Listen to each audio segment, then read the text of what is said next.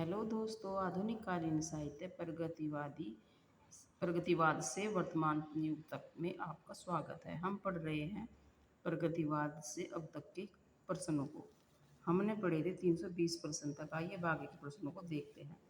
रस मीमांसा किसकी रचना है? तो रस मीमांसा जो है रामचंद्र शुक्ल की रचना है। रस सिद्धांत नगेंद्र की रचना है। शुद्ध कविता की खोज दिनकर की रचना है।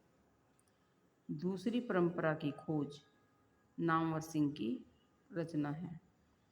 आत्मनेपद अज्ञेय की रचना है। समय और हम जैनेन्द्र की रचना है। हिंदी काव्यशास्त्र का इतिहास भगीरथ मिश्र की रचना है।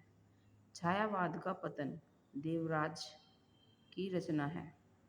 लोक दृष्टि और साहित्य चंद्रबली पांडे की रचना है। कविता के नए प्रतिमान नामवर सिंह की रचना है।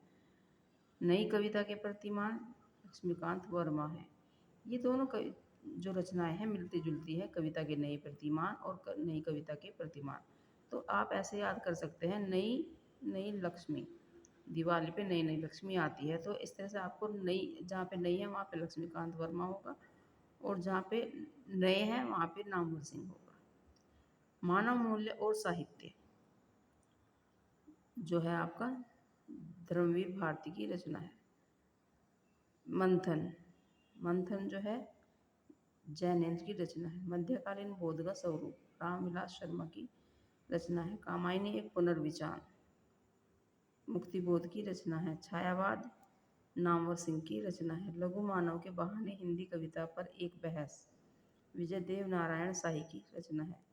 निराला की साहित्य साधना डॉक्टर रामविलास शर्मा की रचना है।